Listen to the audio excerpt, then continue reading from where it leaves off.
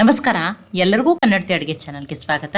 ಸಾಯಂಕಾಲ ಮಳೆ ಬರತ್ತಿತ್ತು, ಥಂಡಿನೂ ಇತ್ತು, ಬಿಸಿ ಬಿಸಿ ಏನಾದರೂ ತಿನ್ನಂಗಾಗಿತ್ತು. ಬಿಸಿ ಬಿಸಿ ಆದ್ರೆ ಖಾರ ಅಲ್ಲ, ಸ್ವೀಟ್ ತಿನ್ನಂಗಾಗಿತ್ತು. ಅದು ಹೆಂಗಿರ್ಬೇಕಂದ್ರೆ ಸ್ವೀಟ್ ಕ್ರಿಸ್ಪಿನೂ ಇರಬೇಕು.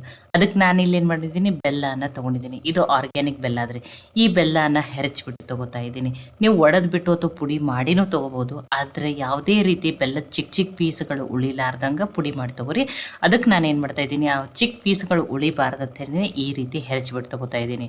ನನಗಿಲ್ಲಿ ಎಷ್ಟು ಬೇಕಾಗಿದೆ, ಒಂದು ಬಟ್ಲಾಗಷ್ಟು ಈ ರೀತಿ ಹೆರ್ಚಿರುವ ಬೆಲ್ಲ ಬೇಕಾಗಿದೆ ನೋಡ್ರಿ. ನಾನು ಮೆಜರ್ಮೆಂಟ್ಗೆ ಈಗ ಅಷ್ಟನ್ನೇ ಹೆರಚ್ಬಿಟ್ಟು ತೊಗೋತೀನಿ. ಇಲ್ಲ ನಿಮ್ಮ ಕಡೆ ಹೆರಚಿದ್ದು ಪುಡಿ ಮಾಡಿರುವ ಬೆಲ್ಲನೇ ಇತ್ತಂದ್ರೆ ನೀವೇನು ಮಾಡ್ಬೋದು, ಅದನ್ನೇ ತೊಗೋಬೋದು, ನಡೀತದೆ. ನಾನೀಗೇನು ಮಾಡ್ಕೊತೀನಿ, ಫಸ್ಟ್ ಒಂದು ಬಟ್ಲಾಗಷ್ಟ ಬೆಲ್ಲನ ಹೆರಚ್ಬಿಟ್ಟು ತೊಗೋತೀನಿ ನೋಡ್ರಿ. ನಾನು ಎಲ್ಲನೂ ಮೆಜರ್ಮೆಂಟ್ ಮಾಡಿನೇ ಹಾಕ್ತೀನಿ ನೋಡ್ರಿ. ಈಗ ಇದು ಏನಾಗ್ತದೆ ರೀ, ಒಂದು ಬಟ್ಲಾಗಷ್ಟು ಆಗ್ತದೆ, ಸಾಕಿಷ್ಟು. ಉಳಿದಿದ್ದನ್ನು ನಾನು ಏನು ಮಾಡ್ತೀನಿ, ಸೈಡ್ಗೆ ಇಡ್ತೀನಿ ನೋಡಿ. ನಾನು ಈ ರೀತಿ ಬಟ್ಲನ್ನ ತೊಗೊಂಡಿನಿ. ನೀವು ಇದೇ ರೀತಿ ಬಟ್ಲ ಅಂತಲ್ಲ, ನೀವು ಯಾವುದೇ ರೀತಿ ಮೆಜರ್ಮೆಂಟಿಗೆ ಬಟ್ಲ ಕಪ್ಪನ್ನಾದ್ರೂ ತೊಗೋಬೋದು ನೋಡಿ. ಒಂದು ಬಟ್ಲಾಗಷ್ಟೇ ತೊಗೊಂಡಿದ್ದೀನಿ. ಈಗ ಇದನ್ನ ಏನು ಮಾಡ್ತೀನಿ ರೀ, ಬೇರೆ ಪಾತ್ರೆಗೆ ಹಾಕೋತೀನಿ ನೋಡಿ. ನಾನು ಮೆಜರ್ಮೆಂಟ್ಗೆ ಈ ರೀತಿ ಒಂದು ಬಟ್ಲಾಗಷ್ಟೇ ಪುಡಿ ಮಾಡಿ ಇಟ್ಕೊಂಡಿರೋದು ಹೆರಚಿರೋ ಬೆಲ್ಲ ಹಾಕಿದ್ದೀನಿ. ಇದಕ್ಕೆ ಅರ್ಧ ಬಟ್ಲಾಗಷ್ಟೇ ನೀರನ್ನು ಹಾಕ್ತೀನಿ ನೋಡಿರಿ. ಅರ್ಧ ಬಟ್ಲ ಒಂದು ಬೆಲ್ಲ ತೊಗೊಂಡ್ರೆ ನೀವು ಅರ್ಧನೇ ನೀರನ್ನು ಹಾಕಬೇಕು. ಈ ಗ್ಯಾಸನ್ನು ಆನ್ ಮಾಡಿಬಿಟ್ಟು ಬೆಲ್ಲ ಕರಗೋವರೆಗೂ ಇದನ್ನು ಏನು ಮಾಡಬೇಕು, ಹೈ ಫ್ಲೇಮ್ದಲ್ಲೇ ಕಂಟಿನ್ಯೂ ಆಗಿ ತಿರುಗಿಸ್ಬಿಟ್ಟು ತೊಗೋಬೇಕು ನೋಡ್ರಿ. ಈ ಬೆಲ್ಲ ಏನಾಗಬೇಕು, ಕರಗಬೇಕು. ಕರಗಿ ಒಂದು ಕುದಿ ಬಂದರೆ ಸಾಕ್ರಿ. ನೀವು ಚಿಕ್ಕ ಚಿಕ್ಕ ಅಥವಾ ದೊಡ್ಡ ಬೆಲ್ಲದ ಪೀಸ್ಗಳನ್ನು ಉಳಿಸ್ಬಿಟ್ರೆ, ಆ ಬೆಲ್ಲ ಕರಗೋವರೆಗೂ ಕುದಿಸ್ಬಿಟ್ರೆ ಏನಾಗ್ತದೆ ರೀ, ಅವಾಗ ಬೆಲ್ಲದ ಪಾಕ ಆಗಿಬಿಡ್ತದೆ. ಇದು ಪಾಕ ಆಗಬಾರ್ದು. ಬೆಲ್ಲ ಕರಗಿ ಒಂದು ಕುದಿ ಬಂದರೆ ಸಾಕ್ರಿ. ನಾನು ಆವಾಗ ಗ್ಯಾಸನ್ನು ಆಫ್ ಮಾಡಿಬಿಡ್ತೀನಿ. ಈಗ ನೋಡಿ, ನಾ ಇನ್ನೂ ಕರಗಿಲ್ಲ. ಬೆಲ್ಲ ಕರಗಿದ್ಮೇಲೆ ಹೈ ಫ್ಲೇಮ್ದಲ್ಲೇ ಇಟ್ಟೀನಿ ರೀ. ಒಂದು 2-3 ನಿಮಿಷ ಬೇಕ್ರಿ ಇದಕ್ಕೆ ನೋಡಿ. ಈಗೆಲ್ಲ ಬೆಲ್ಲನೂ ಕರಗ್ಯದ್ರಿ. ನೀವು ಆದಷ್ಟು ಹೆರ್ಚಿಬಿಟ್ರೆ ತೊಗೋರಿ, ಬೇಗನೆ ಕರಗಿಬಿಡ್ತದೆ, ಚಿಕ್ಕ ಚಿಕ್ಕ ಪೀಸ್ಗಳು ಉಳಿಯೋದಿಲ್ಲ ನೋಡಿ. ಈ ರೀತಿ ಕುದಿ ಬಂದದ್ರಿ. ಒಂದು ಕುದಿ ಬಂದರೆ ಸಾಕ್ರಿ. ನೀವು ಜಾಸ್ತಿ ಹೊತ್ತು ಕುದಿಸ್ಬೇಡ್ರಿ. ಕುದಿಸ್ರೆ ಏನಾಗ್ತದೆ, ಅವಾಗ ಅದು ಪಾಕ ಆಗಿಬಿಡ್ತದೆ. ಈಗ ನೋಡಿ, ನೀರು ಬೆಲ್ಲನೂ ಎಲ್ಲ ಕರಗ್ಯದ, ನೀರು ಕುದಿ ಬಂದದ. ನಾನು ಗ್ಯಾಸನ್ನು ಆಫ್ ಮಾಡಿದ್ದೀನಿ. ಈಗ ಇದನ್ನು ಏನು ಮಾಡ್ತೀನಿ, ಕಂಪ್ಲೀಟಾಗಿ ಆರೋವರೆಗೂ ಇದನ್ನು ಅನ್ಕತಕ್ಕ ಸೈಡಿಗೆ ಇಡ್ತೀನಿ ರೀ. ಇದು ಏನಾಗಲಿ, ಕಂಪ್ಲೀಟಾಗಿ ಆರಲಿ ರೀ ಇದು ನೋಡಿ. ಇದನ್ನು ಆರಿದ್ಮೇಲೆ ಸೋಸ್ಬಿಟ್ಟು ತೊಗೋತೀನಿ ನಾನು. ಇದನ್ನು ಅನ್ಕತಕ್ಕ ಆರಕ್ಕೆ ಸೈಡಿಗೆ ಬಿಡ್ತಿದ್ದೀನಿ. ಈಗ ಇನ್ನೊಂದು ಪಾತ್ರೆಗೆ ನಾನು ಯಾವ ಬಟ್ಲೆ ಬೆಲ್ಲ ತೊಗೊಂಡು ಅದರಲ್ಲೇ 2 ಬಟ್ಲಾಗಷ್ಟು ಸೋಸ್ ಇಟ್ಕೊಂಡಿರುವಂಥ ಗೋಧಿ ಹಿಟ್ಟನ್ನು ತೊಗೊಂಡಿದ್ದೀನಿ ನೋಡಿ. ಮೆಜರ್ಮೆಂಟ್ ಮಾಡಿನೇ ಹಾಕ್ರಿ. ಇದಕ್ಕೆ ನಾನಿಲ್ಲಿ ಹೊರಗಡೆಯಿಂದ ಲೇಯರ್ ಕ್ರಿಸ್ಪಿ ಆಗಲಿ ಅಂತ ಹೇಳಿ 1 ಸ್ಪೂನ್ ಆಗಷ್ಟೇ ಚಿರೋಟಿ ರವೆಯನ್ನು ಹಾಕ್ತಾಯಿದ್ದೀನಿ. ನಿಮಗೆ ಕ್ರಿಸ್ಪಿ ಬೇಡ, ಸಾಫ್ಟೇ ಇಷ್ಟ ಅನ್ನೋರು ನೀವೇನು ಮಾಡ್ಬೋದು, ಚಿರೋಟಿ ರವೆಯನ್ನು ಸ್ಕಿಪ್ನು ಮಾಡ್ಬೋದು. ಇದಕ್ಕೆ 1/4 ಟೀ ಸ್ಪೂನ್ ಆಗಷ್ಟೇ ಫ್ಲೇವರ್ಗಾಗಿ ಏಲಕ್ಕಿ ಪುಡಿಯನ್ನು ಹಾಕ್ತಾಯಿದ್ದೀನಿ. 1/4 ಟೀ ಸ್ಪೂನ್ ಆಗಷ್ಟೇ ಸೋಂಪನ್ನು ಹಾಕ್ತಾಯಿದ್ದೀನಿ. ಸೋಂಪನ್ನು ಹಾಕ್ರಿ, ಫ್ಲೇವರ್ ತುಂಬಾ ಚೆನ್ನಾಗಿ ಬರ್ತದೆ. ಈಗ ಇದನ್ನು ಮಿಕ್ಸ್ ಮಾಡಿಕೊಂಡ್ರೆ, ಈಗ ಇದೆಲ್ಲ ಚೆನ್ನಾಗಿ ಮಿಕ್ಸ್ ಆಗ್ಯದ. ಹಿಟ್ಟು ರವೆ ಅದೆಲ್ಲ, ಆ ಬೆಲ್ಲ ಏನು ಕರಗಿಸಿಟ್ಟಿದೆ ಅದು ಆರ್ಯದಲ್ಲ. ಈಗ ಇದಕ್ಕೆ ಹಾಕೊಂಡು ನೋಡ್ರಿ.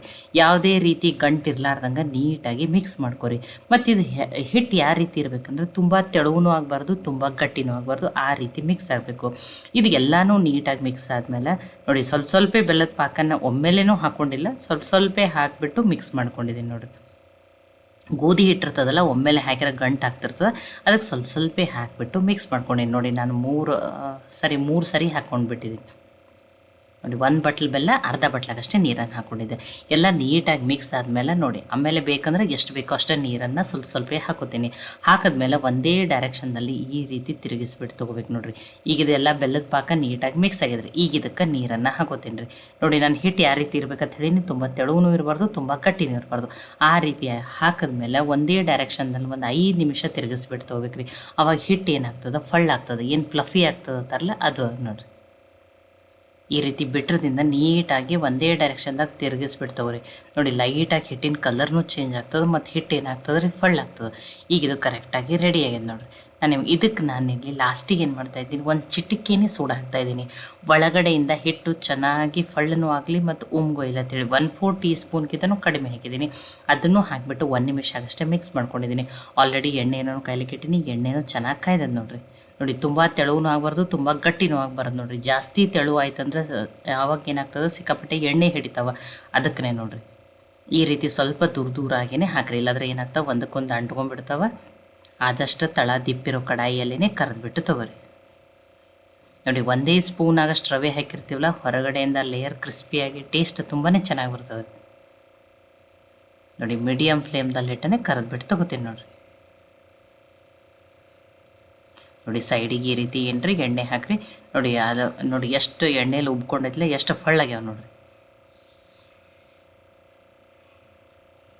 ನೋಡಿ ಈ ರೀತಿ ಏನು ಮಾಡಿರಿ, ಎಲ್ಲ ಸೈಡ್ದಿಂದ ಎಣ್ಣೆಯನ್ನು ಹಾಕಿಬಿಟ್ಟು ಲೈಟ್ ಕೆಂಪಗಾಗೋವರೆಗೂ ಗೋಲ್ಡನ್ ಕಲರ್ ಬರೋವರೆಗೂ ಕರೆದ್ಬಿಟ್ಟು ತೊಗೋತೀನಿ ನೋಡಿರಿ.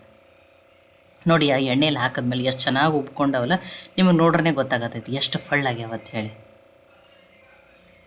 ನೋಡಿ ಆ ಉಳ್ದಿದ್ದು ಏನು ಹಿಟ್ಟದಲ್ಲ ಅದನ್ನೂ ಕರೆದ್ಬಿಟ್ಟು ತೊಗೋತೀನಿ, ಸಮೀಪದಿಂದನೂ ತೋರಿಸತ್ತೀನಿ. ನೋಡಿರಿ ಎಷ್ಟು ಚೆನ್ನಾಗಿ ಹೊರಗಡೆ ಲೇಯರ್ ಕ್ರಿಸ್ಪಿ ಫಳ್ಳಾಗ್ಯಾವ ನೋಡಿರಿ. ಎಲ್ಲನೂ ಕರೆದ್ಬಿಟ್ಟು ತೊಗೊಂಡಿದ್ದೀನಿ. ಈಗ ನಾನು ನಿಮಗೆ ಮುರಿದ್ಬಿಟ್ಟು ತೋರಿಸ್ತೀನಿ ನೋಡಿರಿ. ಬಿಸಿ ಬಿಸಿ ಟೇಸ್ಟಿಯಾಗಿರುವಂಥ ಸ್ವೀಟ್ ಗೋಧಿ ಹಿಟ್ಟಿನ ಬಜ್ಜಿ ಬೋಂಡ ಅನ್ಬೋದು ನೀವು. ರೆಡಿ ಆಗ್ಯಾವ ನೋಡಿರಿ. ಒಳಗಡೆಯಿಂದ ಯಾವುದೇ ರೀತಿ ಹಿಟ್ಟು ಗಟ್ಟಿಯಾಗಿಲ್ಲ, ಫಳ್ಳನ ಆಗೈತೆ ನೋಡಿರಿ. ಹೊರಗಡೆ ಲೇಯರ್ ಇಲ್ಲ, ನಮಗೆ ಸಾಫ್ಟನೇ ಇಷ್ಟ ಅನ್ನೋರು ನೀವೇನು ಮಾಡಿರಿ, ಸಾಫ್ಟ್ ಇಷ್ಟಪಡೋರು ರವೆಯನ್ನು ಸ್ಕಿಪ್ ಮಾಡಿರಿ. ನೋಡಿ ಒಂದೇ ಸ್ಪೂನ್ ರವೆಯಿಂದ ಹೊರಗಡೆ ಲೇಯರ್ ಎಷ್ಟು ಕ್ರಿಸ್ಪಿಯಾಗಿ ಎಷ್ಟು ಚೆನ್ನಾಗಿ ಬಂದವ ನೋಡಿರಿ. ಇದು ಟೀ ಕಾಫಿ ಜೊತೆನೂ ಬೆಸ್ಟ್ ಕಾಂಬಿನೇಷನ್ ರೀ. ತುಂಬಾ ಟೇಸ್ಟಿಯಾಗಿರುವಂಥ ರೆಸಿಪಿ. ಈ ಗೋಧಿ ಹಿಟ್ಟಿನ ಸ್ವೀಟ್ ಬಜ್ಜಿ ರೆಸಿಪಿ ನಿಮ್ಗೆ ಇಷ್ಟ ಆಗಿತ್ತಂದ್ರೆ ಲೈಕ್ ಮಾಡಿ, ಶೇರ್ ಮಾಡಿ, ಕಮೆಂಟ್ ಮಾಡಿರಿ. ಖಂಡಿತನೂ ಟ್ರೈ ಮಾಡಿ ನೋಡಿರಿ. ಒಂದು 10 ನಿಮಿಷದಲ್ಲೇ ರೆಡಿ ಮಾಡ್ಕೋಬೋದು. ಮತ್ತು ಒಳ್ಳೆ ಹೊಸ ರೆಸಿಪಿಗಳಿಗಾಗಿ ಕನ್ನಡತಿ ಅಡುಗೆ ಚಾನಲನ್ನು ಸಬ್ಸ್ಕ್ರೈಬ್ ಮಾಡಿ, ಬೆಲ್ ಐಕಾನ್ ಪ್ರೆಸ್ ಮಾಡಿರಿ. ಈ ವಿಡಿಯೋನ ಹೈಪ್ ಮಾಡಿರಿ, ಅವಾಗ ಇನ್ನೂ ಜಾಸ್ತಿ ಜನಕ್ಕೆ ರೀಚ್ ಆಗ್ತದೆ. ಮತ್ತೊಮ್ಮೆ ಎಲ್ಲರಿಗೂ ಧನ್ಯವಾದಗಳು. ನಾಳೆ ಮತ್ತೆ ಹೊಸ ರೆಸಿಪಿ ಜೊತೆ ಸಿಗೋಣ.